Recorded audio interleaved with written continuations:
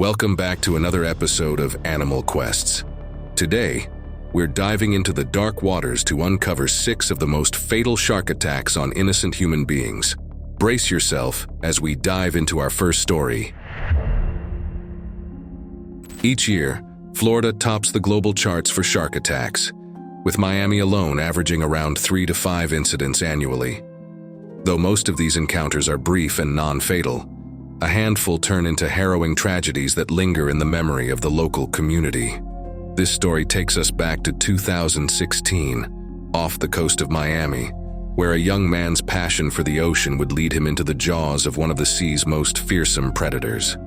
Kai Sorensen was 23 years old, a Miami native who lived and breathed the ocean. Born on May 14, 1993, Kai spent his life near the water, captivated by the vibrant marine life that called Florida's coral reefs home. For Kai, the ocean was not just a backdrop to his life, it was his playground and his greatest love. Scuba diving and spearfishing were his favorite escapes, and he often sought solace beneath the waves, chasing the thrill of the hunt and the peace of the deep. On June 24, 2016, Kai joined his best friend, Nico Arvidsson, and Nico's wife, Layla, for a spearfishing trip off the coast of Miami. The trio had set their sights on the waters near Fowey Rock Light, a well-known lighthouse that marks the spot where the calm, shallow waters of Biscayne Bay meet the deeper, open ocean. Nico and Layla weren't locals. They had driven down from Orlando to spend the weekend with Kai. They rented a small, cozy beach house near Key Biscayne, a quiet escape from the city where they could relax and enjoy some time by the sea. It was the perfect blend of adventure and relaxation, and they were excited to make the most of their time together. That morning, the 3 friends anchored their boat near Fowey Rock Light. Kai and Nico geared up for their dive, while Layla stayed on the boat, managing the catch and keeping watch. Kai, the more enthusiastic diver, was the first to jump in, with Nico close behind.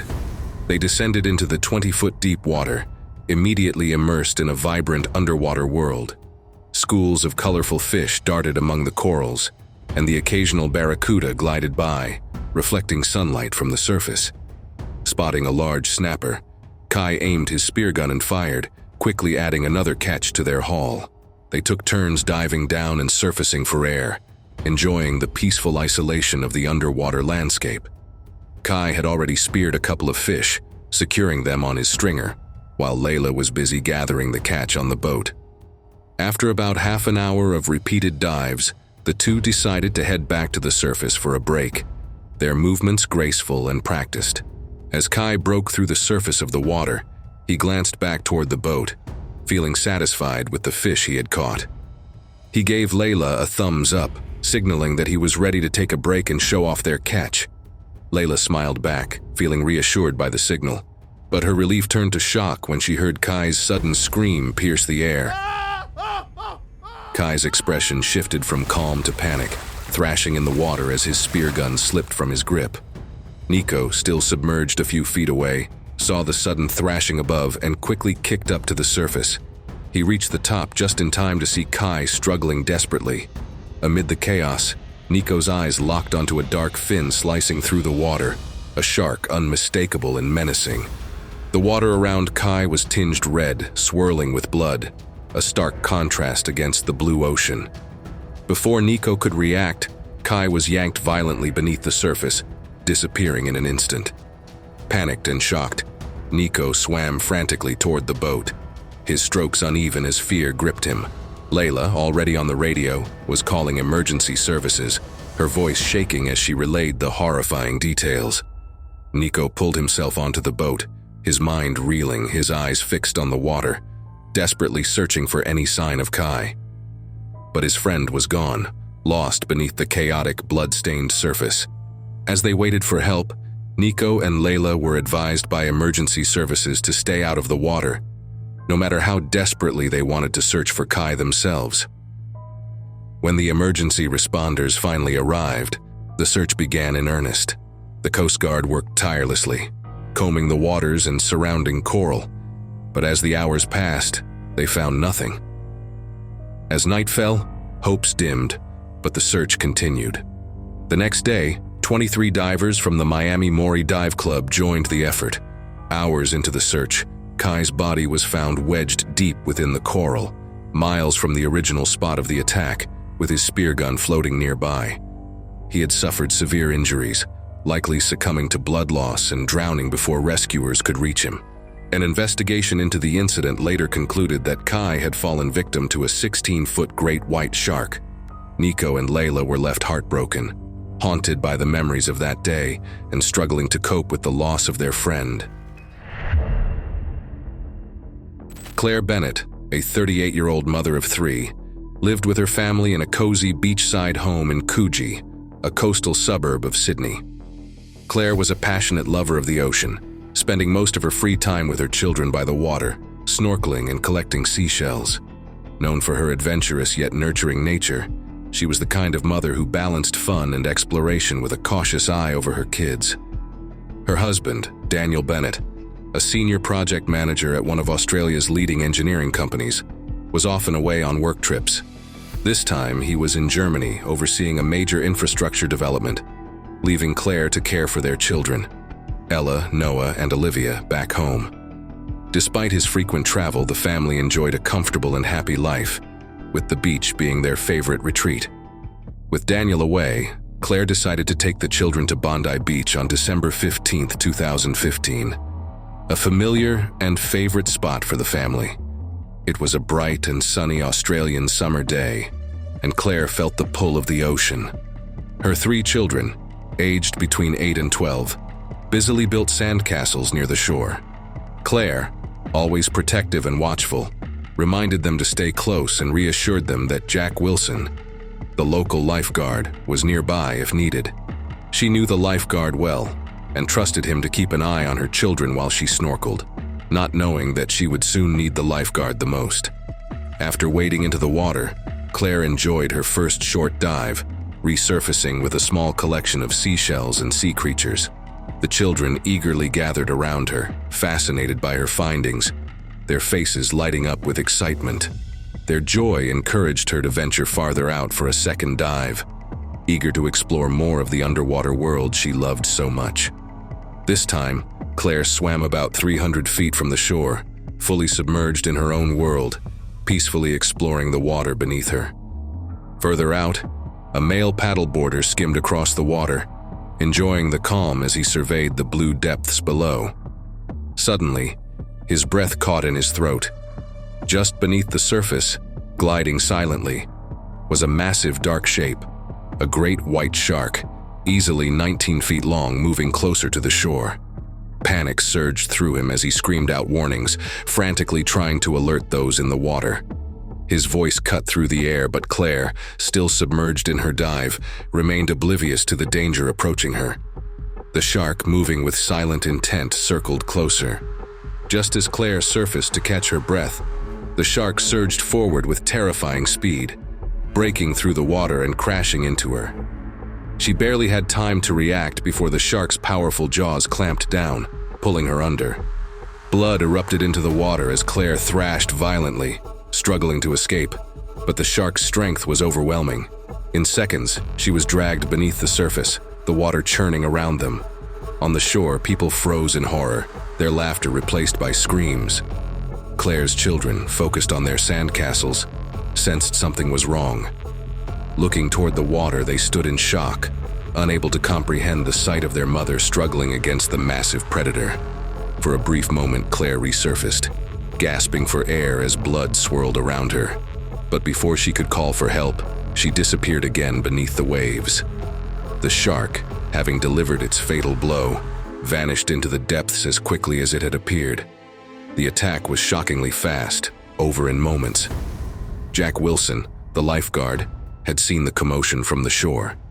He grabbed his rescue board and raced into the water with all his strength, determined to reach Claire. Meanwhile, the paddleboarder and 2 nearby swimmers had also seen the attack and were the first to reach her. They pulled Claire's limp body onto the paddleboard, her skin pale, her breath shallow. Water poured from her mouth, and though she was still alive, the signs of life were fading quickly. As they reached the shallows, Jack was ready to assist, quickly helping them carry her onto the sand.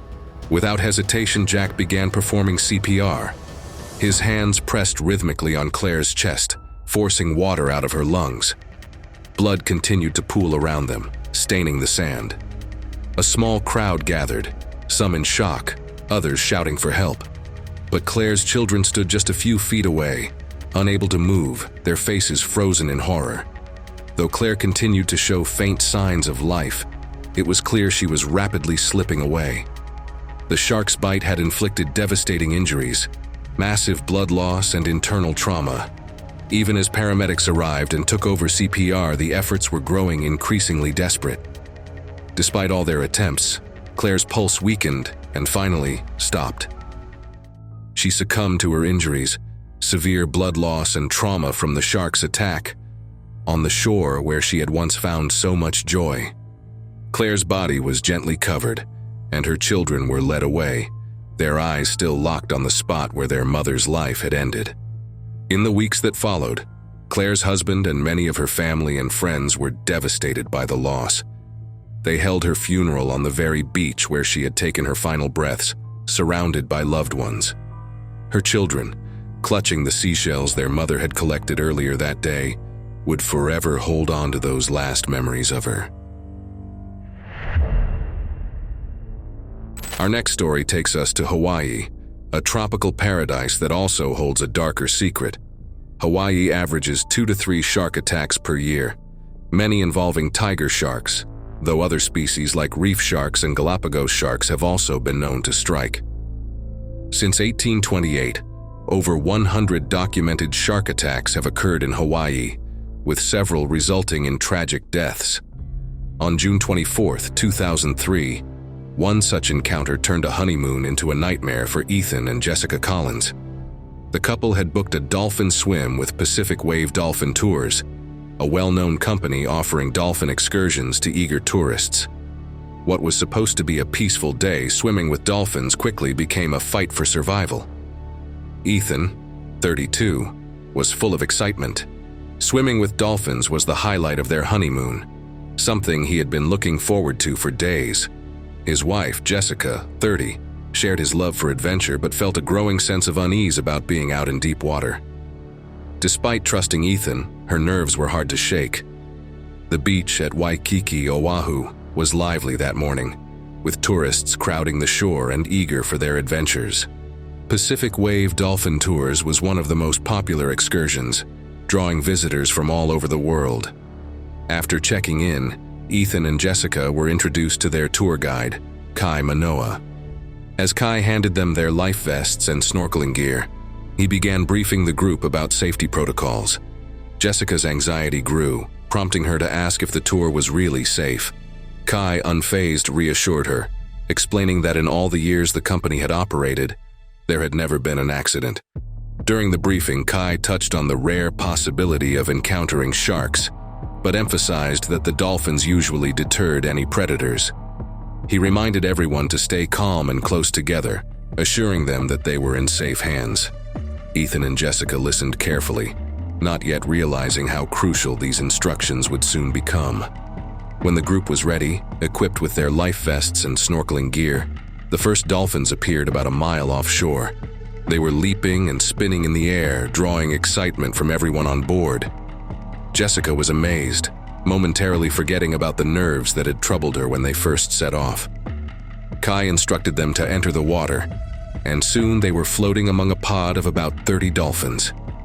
Ethan swam closer, clearly captivated by the dolphins, while Jessica remained more reserved, sticking closer to the group, but still awed by the moment. The group had been swimming with the dolphins for about 20 minutes, marveling at their graceful movements. The dolphins playfully circled the group, leaping out of the water, but suddenly, and without warning, the dolphins scattered in different directions, disappearing into the deep with surprising speed. The mood shifted from excitement to confusion. Disappointment rippled through the group as they realized the dolphins were gone. Jessica, already nervous from the start, felt her anxiety grow even more. Everyone's attention swiftly shifted to Kai. He was in the water with them, his calm demeanor now more serious. Without raising alarm, Kai quietly instructed the group to swim back to the boat, emphasizing the need to remain calm and move slowly. He knew the sudden disappearance of the dolphins could signal danger nearby, and panic in the water could escalate the situation. Despite Kai's calm instructions, it was already too late. Without warning, Ethan felt a sharp, excruciating pain shoot through his leg as a tiger shark clamped down on his calf. His scream echoed across the water, and he thrashed violently, trying to shake the predator loose. In a desperate attempt to follow Kai's earlier instructions, Ethan reached down and tried to poke the shark in the gills. The shark briefly released him, but circled back and bit into his life vest, tugging him under for another terrifying moment before finally disappearing into the depths. Jessica, swimming nearby with the rest of the group, froze at the sight of the blood spreading through the water. She quickly swam toward Ethan as Kai reached him, helping to keep him afloat. The other tourists, visibly shaken, followed Kai's calm but urgent instructions, making their way back to the boat as smoothly as possible. Ethan's leg had been severely mauled, with deep gashes from the shark's bite causing significant blood loss. The crew quickly applied a tourniquet to his leg to slow the bleeding while Kai radioed for emergency assistance. Jessica stayed by Ethan's side, clinging to him as the boat raced toward shore, where paramedics were already waiting. Though the crew had managed to slow the bleeding, his condition remained critical. At the hospital, doctors immediately rushed Ethan into emergency surgery. The shark's bite had caused extensive damage to his calf. The procedure was critical, but after intense efforts, the doctors managed to save his leg. Though Ethan had survived the attack, the emotional trauma for both him and Jessica would last far longer. The life vest Ethan wore, the one that had saved him from a second bite, became a keepsake, a haunting reminder of the day they almost lost everything. In the days following the attack, Pacific Wave Dolphin Tours suspended its operations while authorities conducted an investigation. The official statement explained that the dolphins had likely attracted the tiger shark, a natural predator. As a result, the company promised to implement new safety protocols to prevent future incidents. On July 15, 2018, Praia do Paiva in Brazil was buzzing with the energy of over 1,000 beachgoers enjoying the scorching afternoon. Known for its golden sands and clear, inviting waters, Praia do Paiva was packed with people looking to make the most of the sun and sea, creating a lively and bustling atmosphere typical of a busy beach day. However, beneath the serene surface, hidden dangers were present. Bull sharks, notorious for their aggression, frequently patrolled the shallows during nesting season, drawn by the warm waters and abundant prey. With shark activity at its peak, lifeguards were on high alert, carefully scanning the packed waters and constantly monitoring the throngs of beachgoers. Felipe Alves and Carlos Lima, both 24, were among those enjoying the day. Friends since childhood, they were part of a larger gathering that filled the beach with laughter, drinks, and conversation. Coolers packed with cold drinks and snacks kept the party going, and as the day wore on, the scorching sun began to drive many families away, leaving behind groups of adults determined to make the most of their carefree afternoon. After quite a few drinks, Felipe and Carlos decided to break away from the main group, seeking the calming waters for a much-needed breather.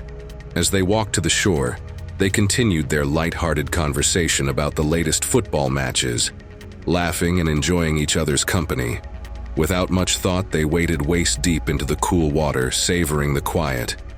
As they chatted, they discreetly relieved themselves in the waves, a common habit among locals, especially when restrooms were out of reach. The lifeguard on duty, Mateus, kept a watchful eye from his tower, noticing Felipe and Carlos wading into the water. To him, it appeared routine, two friends cooling off, just like many others on the beach that day. The water was murky, stirred up by the constant movement of swimmers.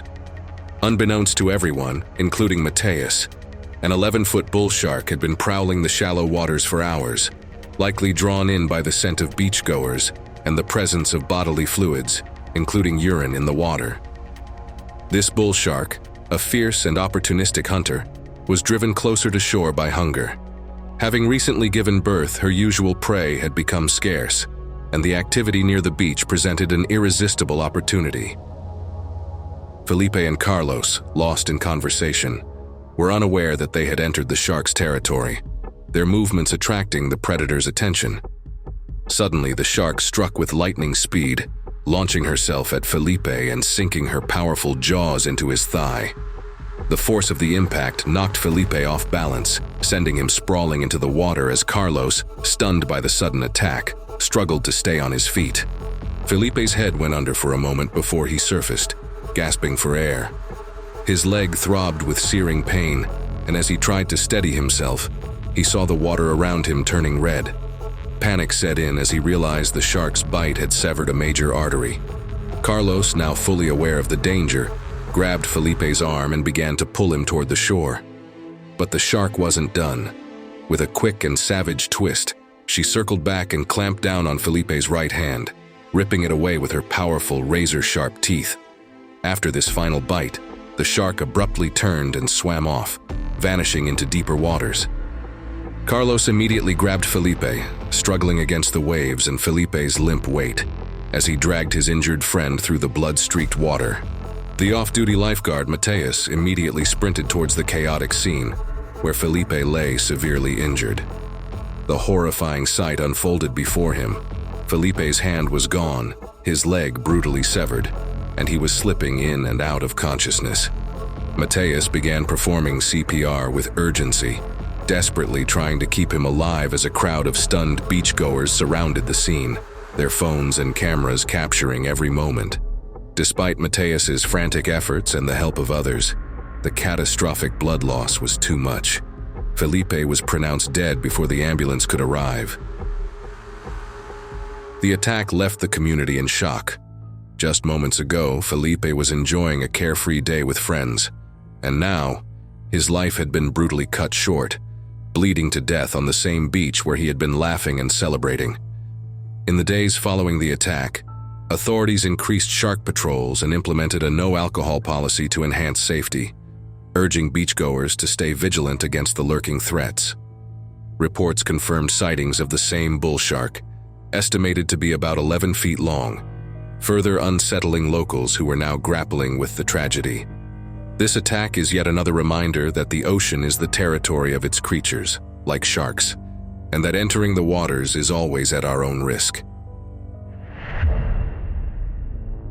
The next story takes us to Sharm el-Sheikh, a renowned coastal paradise situated on the southern tip of Egypt's Sinai Peninsula. This popular tourist hotspot is celebrated for its year-round sunny climate, clear blue waters, and vibrant coral reefs, attracting millions of visitors each year. However, Sharm el-Sheikh is also a site of frequent shark encounters. The region has seen several high-profile shark attacks over the years, making it one of the more dangerous spots along the Red Sea for such incidents. On December 5, 2010, 71-year-old Maria Bauer and her husband, Klaus, were staying at the luxurious Nilea Sands Resort. The German couple, married for over 40 years, were enjoying their 10th visit to the resort, having spent their later years discovering the world together. They were drawn back each year by the tranquility and beauty of the resort, which had become a cherished escape from the cold, harsh winters of Germany. However, they were unaware that the beach had been closed for a few days due to multiple shark attacks. Authorities had reopened it just 2 days prior, assuring guests that the waters were now safe and the beach was packed with tourists once again. As the couple made their way down the beach, Klaus decided to stop by the resort's beach bar, conveniently located just off the sandy path. He told Maria he'd be back shortly and grabbed an ice-cold drink, pausing for a quick chat with the familiar bartender they'd come to know over their many visits. Klaus took a moment to enjoy his drink, gazing at the bustling shoreline, not realizing these were his final peaceful moments. Meanwhile, Maria, eager to snorkel, continued toward the inviting, crystal-clear waters, blissfully unaware of the dangers lurking below. She marveled at the vibrant coral reefs and the colorful butterfly fish that darted around her, their bright patterns illuminating the water. Enjoying the tranquility, Maria didn't notice the sudden change in the fish's behavior as they darted away in a flash. Unseen beneath her, an oceanic white-tip shark was closing in, Known as one of the most dangerous shark species to humans, the oceanic whitetip is infamous for its ruthless hunting tactics. It stalks prey from below, striking with sudden, powerful bites and rarely letting go once it has latched on. Warmer water temperatures had drawn these predators closer to shore, bringing them into areas they rarely ventured, making encounters with swimmers even more perilous. This was exactly how it attacked Maria, striking from beneath with incredible speed. The shark lunged at her, biting into her leg with tremendous force and dragging her underwater before she had time to react or scream. Nearby tourists watched in shock as the attack unfolded. The poor elderly Maria stood no chance against the shark's relentless assault. She fought desperately, thrashing in the water, but the shark's powerful jaws clamped down repeatedly, refusing to release its grip. The white-tipped shark attacked again and again, dragging her violently through the water as she tried in vain to break free. Lifeguards rushed into the water, battling against the strong currents and chaos to reach her. They managed to pull her from the shark's grasp, but the damage had already been done. The extent of her injuries was horrifying. Flesh was missing from her buttocks, her abdomen was deeply lacerated, and her right arm and leg were partially severed. The lifeguards frantically tried to resuscitate Maria on the beach, working tirelessly as her blood soaked the sand. It was a horrifying sight, her pale, lifeless body contrasting starkly against the bright sun and azure waters. Despite their desperate efforts, Maria's injuries were too severe, and she succumbed to the brutal attack, dying on the shore as horrified onlookers watched in shock. When Klaus returned from the beach bar, he made his way back to see where Maria was snorkeling, unaware of what had happened in his absence. As he approached, he noticed a crowd gathered by the water's edge. Panic set in when he saw Maria's snorkel gear abandoned on the sand. Pushing through the onlookers, he froze at the sight of lifeguards desperately working on Maria's lifeless body. Klaus's heart shattered. Maria was gone. News of the attack spread quickly through the resort. Many tourists expressed their anger, feeling betrayed that they had not been properly warned about the recent shark activity. The hotel staff defended their decision, insisting that the authorities had assured them the waters were safe. Experts later identified the culprit as a nearly 10-foot oceanic white-tip shark. Investigations suggested that the sudden spike in attacks was due to unusually warm water temperatures and a reported ship dumping animal carcasses into the sea, which may have lured the sharks closer to shore. For Klaus, the tragedy marked the end of an era. Their years of exploring the world together had ended abruptly in the waters of Sharm el-Sheikh. Yona Lutarop, a 20-year-old from Issaquah, Washington, was finally taking a well-deserved vacation after working tirelessly as a German au pair, caring for 3 young children. She loved her job, but she needed a break, so she chose Hawaii for the ultimate getaway.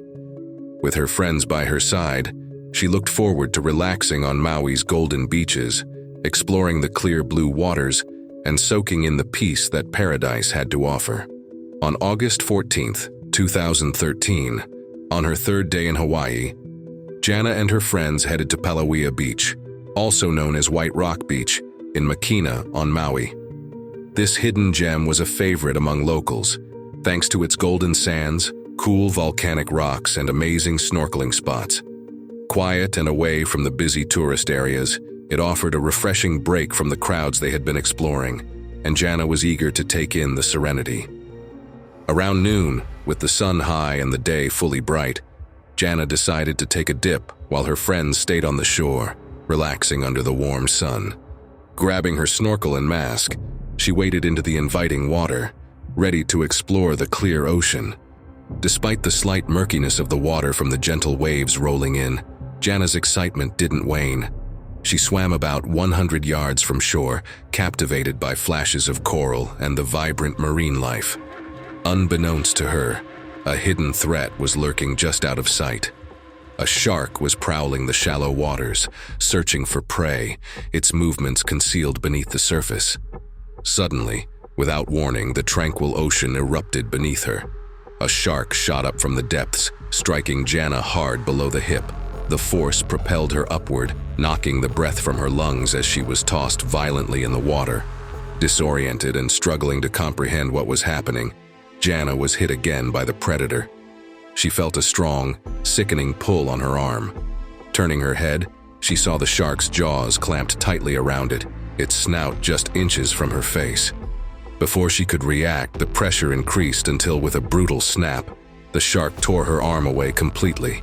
After this single vicious bite, the shark swam away, leaving Jana bleeding and alone in the water. A scream tore from Jana's throat as she kicked frantically, thrashing in the water, trying to keep her head above the surface. The combination of blood loss and terror made her limbs feel heavy, and she began to sink, gasping for air, struggling to keep her head above the waves.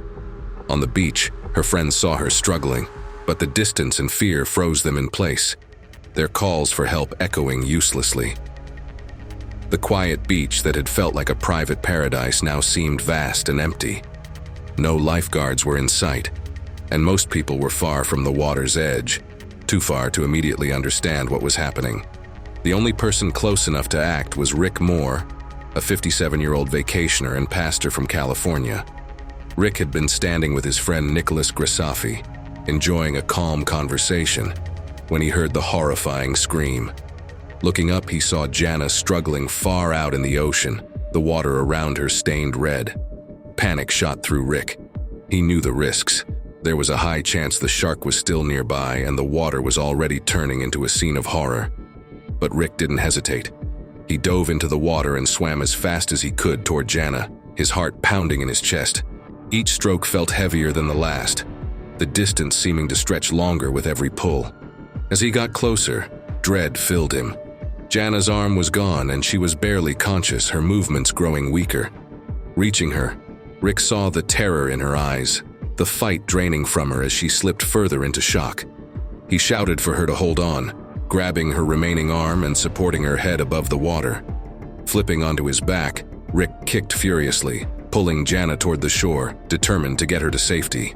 As they finally reached shallow water, Nicholas rushed in, and together they dragged Jana onto the sand.